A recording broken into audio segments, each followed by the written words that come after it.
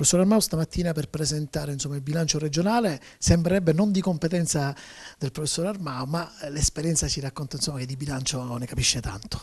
Il bilancio è un disastro soprattutto per gli effetti che ha sulla Sicilia, sui nostri figli, sul futuro di questa terra.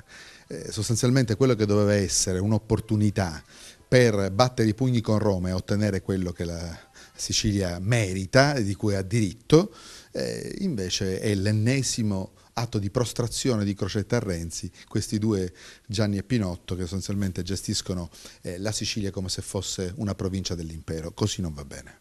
Cosa si potrebbe fare oggi per risollevare le sorti di questa isola? La Sicilia deve pensare alla sua dimensione europea, alla sua dimensione mediterranea, al fatto che deve pretendere investimenti effettivi sul proprio territorio per costruire il futuro per i nostri giovani. Quello che accade è che il Mezzogiorno e il Sud, e la Sicilia in particolare, sono scomparsi dall'agenda politica nazionale. Se guardate il DEF, il documento di economia e finanza varato dal governo Renzi, non c'è traccia del Mezzogiorno, della Sicilia, e ieri il Sole 24 Ore, il giornale Confindustria, che dovrebbe in qualche modo sostenere i poteri forti di questo paese, invece evidenziava che c'è un divario insostenibile tra nord e sud.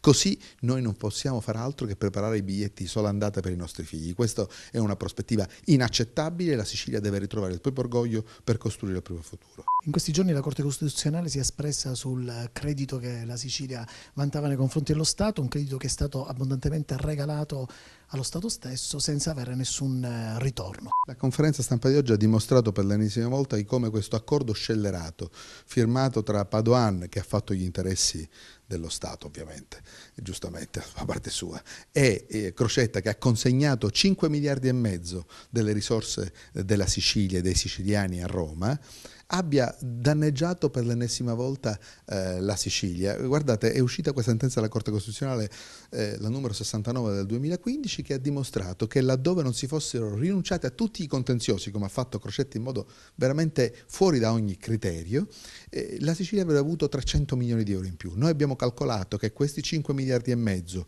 aggiunti a tutti i tagli che lo Stato ha procurato nei confronti della Sicilia e a tutte le rinunce che Crocetta e Baccei hanno fatto fare alla Sicilia, avremmo una dotazione di almeno 9 miliardi di euro, esattamente il doppio del debito che attualmente ha la Sicilia. Cioè noi non solo potremmo avere coperto completamente il debito, ma avremmo anche un surplus. Mi ricordo di una sua diffida a proposito di questa operazione fatta all'insaputa di tutti i siciliani, a parte il governo Crocetta. Quella diffida cosa ha provocato oggi? Quella diffida ha avviato una class action che poi purtroppo non è potuta diventare giudizio, perché nel frattempo l'Assemblea, per sfruttare 500 milioni di spazi finanziari, cioè di possibilità di utilizzare risorse in più all'interno del patto di stabilità, ha ratificato quello che ha fatto Crocetta. Bene, questa prospettiva è inaccettabile. Noi parliamo in questo momento, sapete che il governo nazionale ha chiesto alla Sicilia: togli i residui attivi, questi residui attivi che drogano il bilancio. Bene, questi residui attivi